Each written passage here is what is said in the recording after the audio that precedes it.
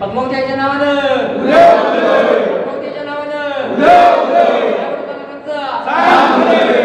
नमस्ते मित्रांनो, मैदान रिपोर्टरमध्ये आपल्या सर्वांचं स्वागत आहे. मित्रांनो, आपण आलो आहोत पुणे जिल्ह्यातील मुळशी तालुक्यातील बुगाव या ठिकाणी. मित्रांनो, या ठिकाणी दिनांक 12 मार्च रोजी भव्यदिव्य असं पद्मावती केसरी ओपन बैलगाडी शर्यतीचं मैदान बुकुम आंगरेवाडीच्या फाटीवरती संपन्न होते. आणि मित्रांनो, हे पर्व तिसरं असणार आहे, तिसरं वर्ष आहे या गावाचं. तर मित्रांनो, हे मैदान अतिशय भव्यदिव्य असं संपन्न होत असतं.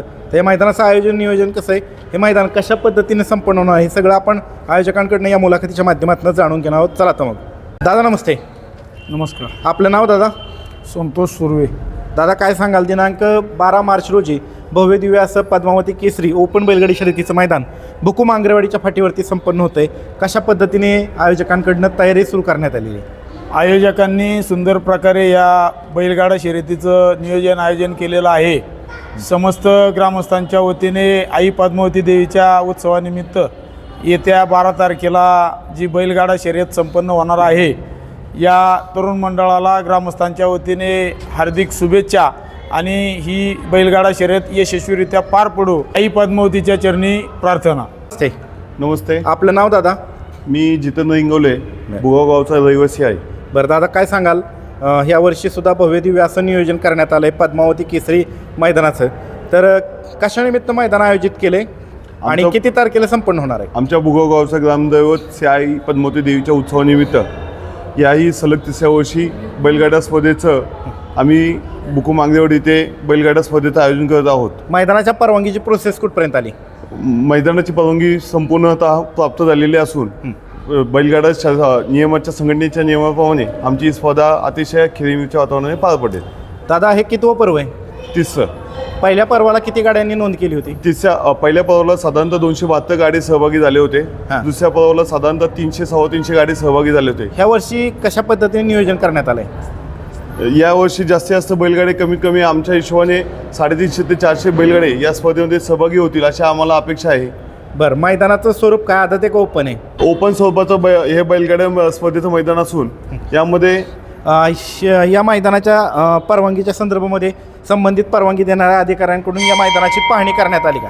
हो, केलेली आहे. बरं, मैदानाचं बक्षीचं स्वरूप प्रथम ते शेवटपर्यंत साधारणतः बैलगाडी स्पर्धेसाठी पहिल्या क्रमांकाचं बक्षीस साधारणतः 1,21,000 आहे, त्यासोबत 2 ढाली.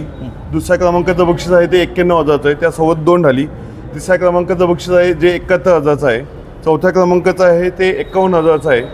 पाचव्या क्रमांकाचं आहे ते साधारणतः 41,000 आहे.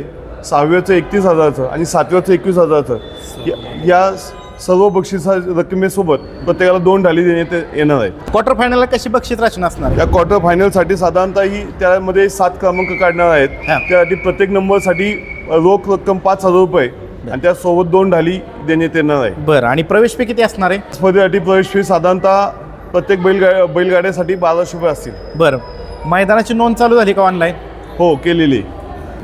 दादा, त्याचबरोबर या मैदानाची लॉट कधी काढली जातील? या मैदानाचे लॉट साधारणतः 11 तारखेला बुधवारी आदल्या दिवशी लॉट काढले जातील. हे संपूर्ण मैदान माननीय सर्वोच्च न्यायालय, महाराष्ट्र शासन आणि अखिल भारतीय बैलगाडी संघटना, महाराष्ट्र राज्य तसेच मुळशी तालुका यांनी घालून दिलेल्या नियमाटीनुसार पार पडेल. नक्की त्या नियमानुसार आणि अटी शर्तीच्या नियमानुसार हे मैदान पार पाडले जाईल.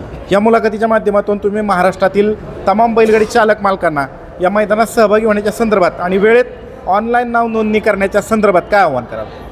आपण आमच्या या बुगाव गावच्या ग्रामदैवत पद्मावतीच्या उत्सवानिमित्त जो आम्ही बैलगाडा स्पर्धा आयोजित केलेली आहे, या स्पर्धेसाठी अखिल महाराष्ट्रातील संपूर्ण बैलगाडा स्पर्धकांनी जास्तीत जास्त संख्येने सहभाग घ्यावा. या ठिकाणी या बैलगाडी स्पर्धेसाठी अतिशय स्वच्छ आणि पारदर्शकपणे नियमाने ही स्पर्धा पार पाडण्यात येणार आहे.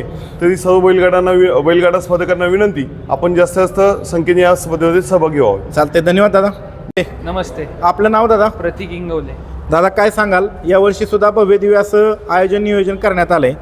तर कशा पद्धतीनं मैदानाची तयारी सुरू आहे? मैदान कशा पद्धतीने आता तयार करण्यात आलं आहे? मैदान हे अतिशय उत्तम पद्धतीने करण्यात आलेलं आहे. बरं, हे मैदान कुठं संपन्न होणार, कुठली फाटी?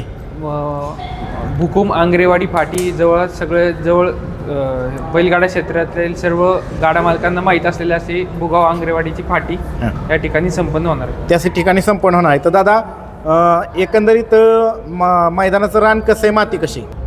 काटणाचं रान आणि उराटीचं रान आहे. रान आहे. बरं, एकूण फाट्या किती? 9 फाट्या आहेत. फाटीच्या आतमधलं अंतर किती आहे? 14 फूट. त्यानंतर खाली सुट्टीला पट्टी आहे का? हो आहे. त्याचबरोबर तुम्ही ओपनचं मैदान घेताय त्यामुळे पल्ला किती ठेवलाय? 830. म्हणजे जो कायम असतो तोच पल्ला ठेवलाय. कायमचा जो पल्ला आहे. निकाल रेषेच्या समोर बैलांना थांबण्यासाठी किती फूट जागा आहे? 700 ते 750 फूट. बरं, खाली सुट्टीच्या ठिकाणी एका वेळेस किती गट थांबू शकतात? 10 गट थांबू शकतो. बरं, त्याचबरोबर ज्या दिवशी मैदान संपूर्ण आहे त्या दिवशी दोन्ही बाजूला एकूण किती टक्के बॅरिकेड असणार आहे? 50% बॅरिकेड दोन्ही साईडने असणार आहे. बरं, त्याचबरोबर दादा खाली सुट्टीच्या ठिकाणी पट्टी आहे का? हो आहे. त्याचबरोबर खाली सुट्टीच्या ठिकाणी झेंडा पंच म्हणून कोण काम पाहणार आहे? कालिदास आप्पा, मैदानाचं समालोचन कोण कोण करणार आहे? मयूर तळेकर आणि प्रवीण घाटे. बरं, त्याचबरोबर लाईव्ह प्रक्षेपण कुठल्या चॅनलवर नाही? STC live. बरं, त्याचबरोबर ज्या दिवशी मैदान संपवणार आहे त्या दिवशी या ठिकाणी संपूर्ण दिवसभर पशुवैद्यकीय अधिकारी उपस्थित राहणार आहेत हो का? आहेत.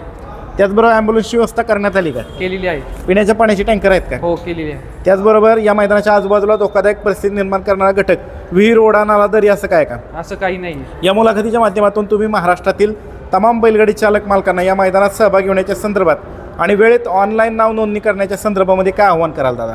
गाडा मालकांना हीच विनंती राहील की सर्वांनी आपली उपस्थिती ही मोठ्या संख्येने दाखवावी आणि लवकरात लवकर आपली नोंद ही दिलेल्या नंबरवरती जास्तीत जास्त प्रमाणात नोंद करावी हीच माझी विनंती राहील. चालते, धन्यवाद दादा. नमस्ते. आपलं नाव दादा? ज्ञानेश्वर सुर्वे. बरं, या वर्षी सुद्धा दादा भव्य दिव्य असं पद्मावती केसरी मैदान संपन्न होतं आहे भुकुम आंग्रेवाडीच्या फाटीवरती. कशा पद्धतीनं समस्त ग्रामस्थ बुगाव आणि यात्रा उत्सव कमिटीने नियोजन केले? ते चांगले केले. बरं दादा, या मैदानाच्या नियम अटींच्या विषयी संपूर्ण मैदान माननीय सर्वोच्च न्यायालय, महाराष्ट्र शासन आणि अखिल भारतीय बैलगाडी संघटना, महाराष्ट्र राज्य आणि मुळशी तालुका यांनी घालून दिलेल्या नियम अटीनुसार पार पडेल का? हो, ते लाईव्ह प्रक्षेपण चालू झाल्यानंतर या मैदानाच्या नियम अटींचा पुकार दिला जाईल का? हो, दिला जाईल सकाळी. त्याचबरोबर दादा, आपण या मुलाखतीच्या माध्यमातून काय आव्हान करताल महाराष्ट्रातील तमाम बैलगाडी चालक मालकांना या मैदानाच्या संदर्भात सहभागी होण्याच्या संदर्भात आणि वेळेत ऑनलाईन नाव नोंदणी करण्याच्या संदर्भात दादा? लवकरात लवकर नोंदणी करून कमिटीला सहकार्य करावं एवढीच विनंती. चालते, धन्यवाद. धन्यवाद. नमस्ते. आपलं नाव सांगा दादा. नाव ज्ञानेश्वर दिलीप सोंदे. ज्ञानेश्वर भाऊ, काय सांगाल कशा पद्धतीने या वर्षी सुद्धा मैदानाचं नियोजन करण्यात आलंय? यावर्षीसुद्धा आपण गेले 3 वर्ष आपले मैदान होत असताना मैदान हे पारदर्शकपणे पूर्ण होत आहे. यावर्षी आपण त्याचप्रमाणे मैदान पूर्ण करण्याचा प्रयत्न करणार आहोत. बरं दादा, अजून बक्षीस रचनेमध्ये काय काय अजून हे असणार आहे? बक्षीस रचनेमध्ये जे 7 ड्रायव्हर फायनलसाठी राहणारे हां. तर 7ही ड्रायव्हरांसाठी आपण चांदीची गदा देणार आहे. त्याचप्रमाणे जी गाडी गटपास करणारे त्या प्रत्येक गाडी मालकास आपण आकर्षक सन्मानचिन्ह सुद्धा देणार आहोत. बरं, काय आव्हान करताल महाराष्ट्रातील तमाम बैलगाडी चालक मालक? सर्व बैलगाडा मालकांना आव्हान तर हेच राहील की सर्वांनी नोंद जास्तीत जास्त संख्येने करावी व आम्हाला बुगाव ग्रामस्थांना व कमिटीला सहकार्य करावे एवढीच विनंती राहील. चालते, धन्यवाद दादा. धन्यवाद.